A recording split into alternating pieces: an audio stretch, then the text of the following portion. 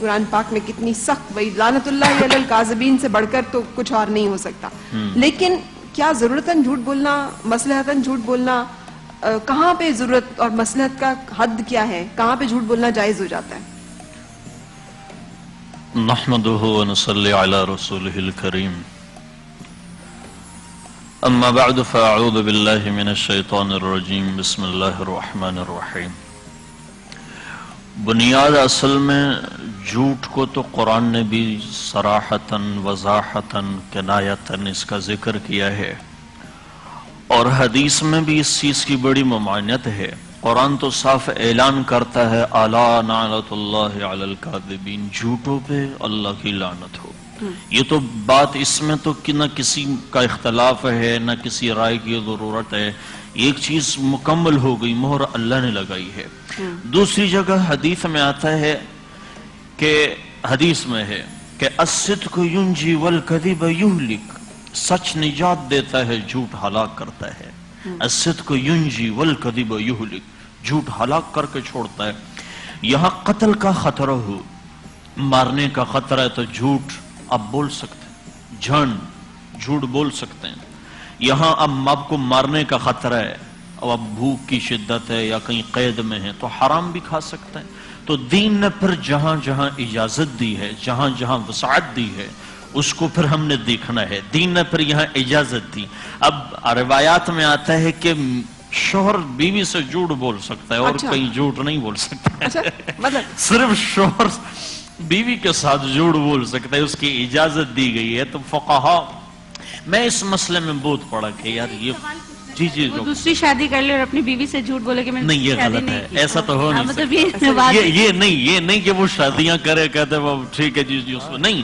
بیوی کو خوش کرنے کے لیے جھوٹ، کہ یہاں اس طرح اجازت ہے.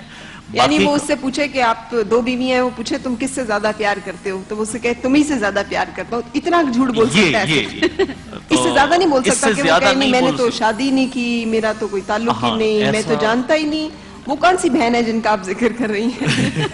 یعنی یہ جھوٹ نہیں بول سکتا. نہیں، ایسا تو نہیں ہوتا. لیکن یہ بیسیکلی بنیاد یہی چیز ہے کہ وہ بنو اسرائیل میں ایک آدمی ملا، پتہ نہیں کس سے ملا، تو انہوں نے ملاقات کی. تو انہوں نے ان سے پوچھا کہ حضور آپ کی بھی تو کسی سے محبت ہے، لو سٹوری تو تھڈی بھی ہوگی کس سے ہے؟ وہ کہنے لگے میری ہے، کہ ایک بندے سے جس میں 3 صفات ہوں. ایک، نماز پڑھے نہ پڑھے کوتاہی کرے. دوسرا، جھوٹ کثرت سے بولے. اور تیسری بنیاد قسم کھائے، اگر یہ تیسرا کام بھی کرے تو وہ پیر ہے، میں اس کا مرید ہوں. قسم بھی کھائے، جھوٹ بولے، نمازوں میں کوتاہی کرے، وہ پیر ہے، میں اس کا مرید ہوں. تو اب گنجائش یہاں قتل میں، انسان قتل ہو رہا ہے تو کلمہ کفر بھی جائز ہے. قتل میں تو کلمہ کفر بھی جائز. اچھا، یعنی آپ کے اوپر یہ حالت آ گئی کہ آپ خدا نہ خواستہ کسی ایسی قید میں ہیں، کسی نے آپ سے پوچھا اگر تم مسلمان ہو تو گولی مار دیں گے، تو آپ کہہ سکتے ہیں کہ نہیں آپ تو مسلمان نہیں. یہ یہاں آپ کے جان پر اندر کا معاملہ تو دیکھو، ایمان کا تعلق اللہ نے اندر رکھا ہے، ایمان کا تعلق اندر اللہ نے رکھا ہے. تو یہ بنیاد ہے. تو اس چیز کے بارے میں فقہا نے آیت ہے نا، من کفر باللہ من بعد ایمانہ الا من اکرہ وقلبہ مطمئن بالایمان. ٹھیک ہے نا، کہ اگر آپ کو کلمہ کفر کہنا پڑے، کوئی گن پوائنٹ پر کہے کہ کلمہ کفر کہو، لیکن اگر دل میں ایمان ہے اور آپ کو شرح قلب ہے کہ آپ کے دل میں ایمان ہے، تو آپ جان بچانے کے لیے اپنی زبان سے جو ہے وہ کلمہ کفر بھی کہہ سکتے ہیں. ٹھیک ہے.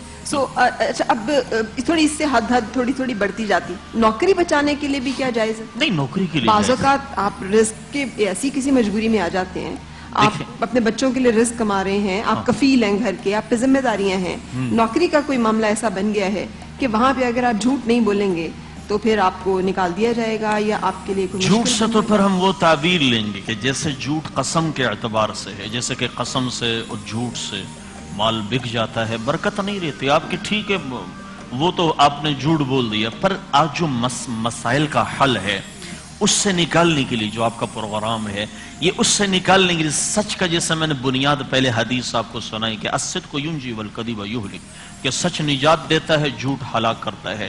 اور بنیاد جھوٹ کی وہ ہوتی ہے، فرشتے زانی سے نہیں بھاگتے، جیسے زانی سے نہیں بھاگتے، شرابی سے، شراب کتنی بڑی شے ہے، اس سے نہیں بھاگتے، کسی انسان سے، کافر سے بھی نہیں بھاگتے. لیکن ہاں، جو آدمی جھوٹ بولتا ہے اس کے منہ سے فرشتے اس کی بدبو سے، اس کی بدبو کی سمیل اتنی زیادہ ہوتی ہیں کہ فرشتے 2 میل دور بھاگ جاتے ہیں. 2 میل دور بھاگ جاتے ہیں یہ جھوٹ بولنے. تو جو جھوٹ بولتا ہے اس کے کیا، اس کی نہ چہرے پہ رونق رہتی ہے، نہ گھر میں رونق رہتی ہے. بنیاد جب سے ہم نے یہ چیزیں معمولی سمجھی کہ کوئی گل نہیں، بولو جی، جھوٹ بولو. دیکھو فرشتہ لکھ رہا، آپ سچ بول رہے ہیں، جھوٹ بول رہے، ادھر تو کاؤنٹ ہو رہا ہے، ادھر تو لکھا جا رہا ہے. ادھر وہ اسی بنو اسرائیل میں ایک نے، وہاں ابلیس نظر آتے تھے، انہوں نے دیکھا کہ وہ یہ کرامن کاتبین، تو ان کو دیکھا، آئے کہاں السلام علیکم، اس نے لکھا السلام علیکم، کہ تم یہ بھی لکھتے ہو؟ انہوں نے لکھا تم یہ بھی لکھتے ہو. کہا یہ بھی لکھتے ہو؟ انہوں نے لکھا یہ بھی لکھتے ہو. وہ پریشان. تو ایک ایک ہمارا عمل، ایک ایک بول وہ لکھی جا رہی ہے، کاؤنٹ ہے. تو جھوٹ کا تو بیسیکلی بنیاد میں نے جیسے عرض کیا کہ حدیث و قرآن میں وضاحت کے ساتھ. جی. اچھا، اب ہمارے اسکالر جناب علامہ صاحب، میں اس میں ایک بات کی وضاحت کرنا چاہوں گا. جی. گفتگو میں جمیل راٹھوڑ صاحب نے قرآن کی آیت بھی پیش کی اور مولانا نے بھی کہا مصلحتاً جھوٹ بولنے کے لیے، یہ جان بچانے کے لیے، اور آپ نے بار بار پوچھا کہ نوکری کے لیے.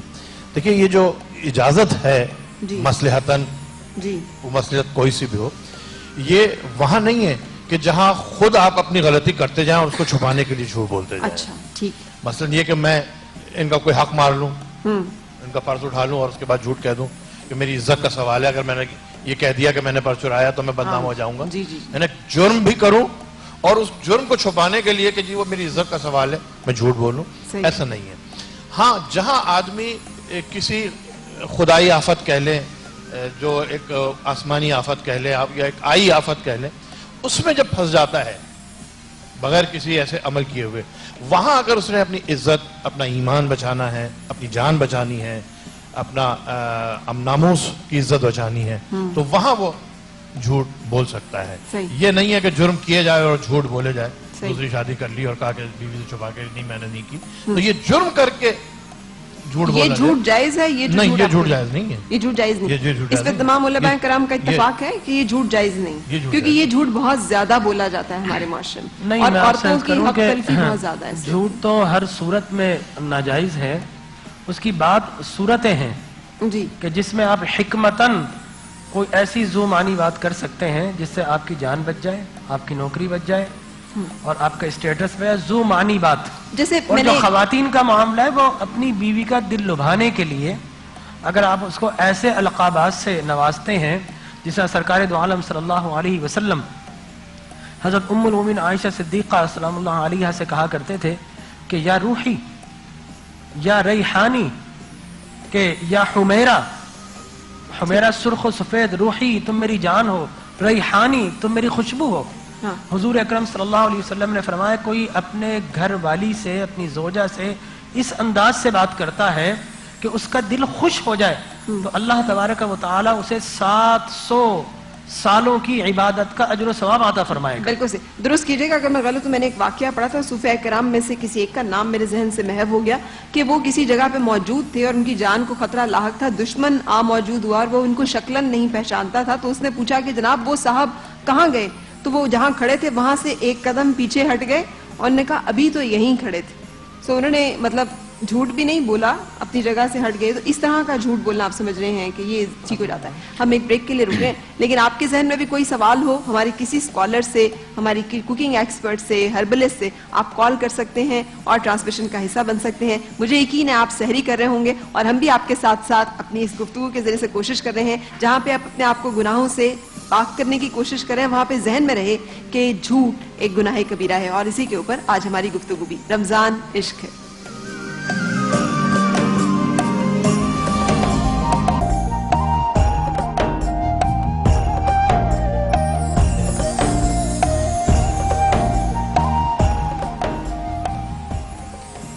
خوش آمدید. رمضان عشق ہے اور سحری کی آپ کے گھر میں بھی بڑا اہتمام چل رہا ہوگا. ایک اہتمام ہمارے اس وقت تلو کچن میں بھی چل رہا ہے, جہاں تلو بناسپتی, جن کا کہنا ہے کہ بو سے بالکل پاک اور ڈبل ریفائن ہے, اب نئے انداز اور منفرد پیکیجنگ کے ساتھ دستیاب ہے. اور ہماری شیف سمینہ جو ہے بالکل تیار. تو کیا بن رہا ہے سمینہ آپا آج کچن میں؟ آج ہمارے یہاں بوہری کٹلیٹس بن رہے ہیں, بوہری چکن کٹلیٹس بن رہے ہیں, اور اس کے ساتھ جیلی یوگرٹ سرپرائز بن رہا ہے بچوں کے لیے, جو بچے دہی نہیں کھاتے جیلی کے ساتھ کھا لیں گے. تو میں آپ کو اس کی ریسیپی بتا دوں ابھی؟ جی پلیز. اچھا, اس میں ہم نے لیا ہے چکن کا قیمہ ہے میرے پاس ½ kg. ٹھیک ہے, ٹھیک ہے, ½ kg قیمہ ہے. اس میں نے 2 عدد سلائس لیے تھے.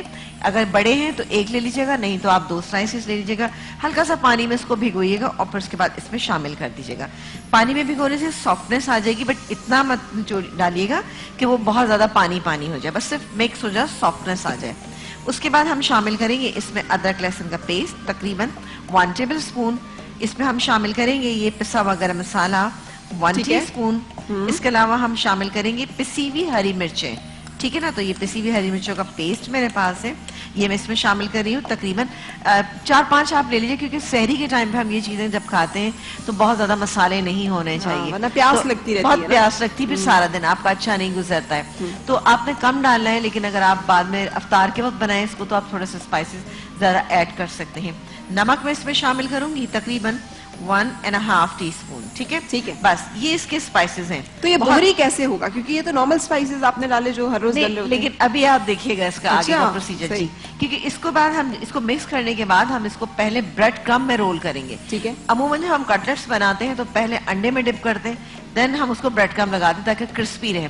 لیکن اس میں ہم پہلے بریڈ کرم لگائیں گے, پھر ہم انڈے میں ڈپ کریں گے اور فرائی کریں گے. ڈیپ فرائنگ اس کی ہوگی اور بہت پتلے بنتے ہیں یہ. عموماً ہم لوگ جب گھر میں کٹلیٹس بناتے ہیں سلائٹلی موٹے ہوتے ہیں, یہ اس طرح کے نہیں ہیں, تھوڑے بڑے سائز میں بنیں گے. ٹھیک ہے, ٹھیک ہے, تو میں اس کو مکس کر لیتی ہوں. مکس کرنے کے بعد میں آپ کو ایک بنا کے دکھا دیتی ہوں, اور پھر اس کے بعد صرف بنا کے دکھانا نہیں ہے بلکہ بنا کے چکھانا بھی ہے. بالکل بالکل, وہ تو چکھائیں گے ہم. میں اس کو مکس کر لوں پھر میں آپ کو بتاتی ہوں. چلیں, جب تک آپ یہ مکس کر رہی ہیں اور یہ بن رہا ہے, ہم واپس آتے ہیں اپنی گفتگو کی طرف. سر, آپ نے تو بڑا خطرناک معاملے میں ڈال دیا خواتین کو, یہ کہہ کے کہ عورتوں سے جھوٹ بولا جا سکتا ہے. مجھے تو نبی پاک صلی اللہ علیہ وسلم کی وہ حدیث مبارکہ یاد ہے کہ ایک ماں اگر اپنے بچے کو بھی یہ نہیں کہہ سکتی کہ میں تمہیں یہ تحفہ دوں گی اور وہ نہ دے, آپ صلی اللہ علیہ وسلم نے اس سے بھی منع کیا. یہ بھی جھوٹ ہے کہ آپ اپنے بچے کو یہ کہیں کہ بیٹے میں تمہیں ٹافی دوں گی اگر تم یہ کام نہ کرو, اور آپ وہ ٹافی نہ دیں, تو یہ جھوٹ ہے.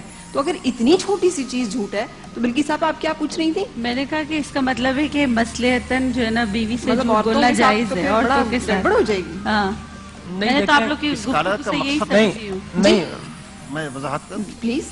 دیکھیں, اس کالر کا مقصد یہ تھا کہ خلاف واقعہ کوئی بات کہہ دینا وہ اس میں شامل ہے. مثال کے طور پہ کہ خاتون نے لباس تو اچھا نہیں پہنا ہوا, اسے کہا نہیں ماشاءاللہ آپ کا بہت اچھا لباس ہے, یعنی اسے خوش کرنے کے لیے کوئی بات کہی ہے اس زمرے کے اندر. دوسرے یہ کہ میں تھوڑا سا وضاحت کرنا چاہوں گا جھوٹ کی, تاکہ میرا خیال ہے کہ ناظرین کو بات اچھی طریقے سے سمجھ میں آ جائے. جھوٹ کہتے ہیں, کذب کہتے ہیں خلاف واقعہ کسی بات کا کہنا, جو حقیقت حقیقت کے خلاف کوئی بات ہے اس کو کہنا. اب کیا ہر کہیں بھی بات گناہ کبیرہ کہلائے گی؟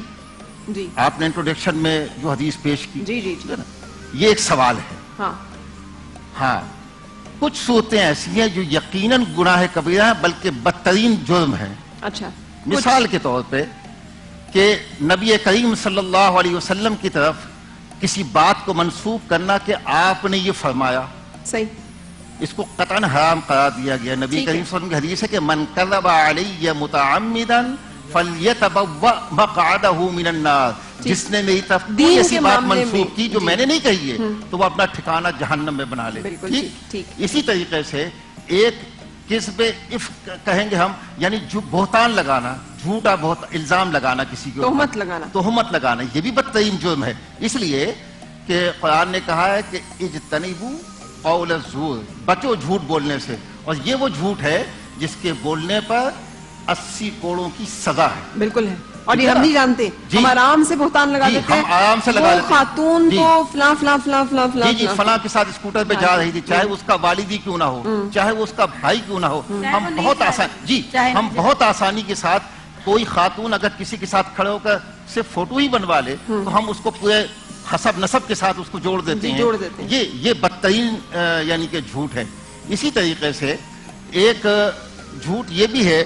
سر اس کی ذرا زیادہ وضاحت کر دیجئے نا کہ قرآن پاک نے بہت کھلے الفاظ میں کہا ہے کہ جب آپ کسی عورت پہ الزام لگائیں تو 4 گواہ لے کر آئیں اس کے. اور اگر آپ جی جناب مولانا صاحب پلیز. اسی طریقے سے ایک اور صورت ہے. جی وہ بھی کچھ کہنا چاہ رہے ہیں پھر آپ کی طرف واپس آتے ہیں. میں آپ کو ایک اور بات بتاؤں. سر اگر آپ اجازت دیں تو معذرت کے ساتھ چونکہ ہمارے کالرز بھی ساتھ ہیں آپ اپنی بات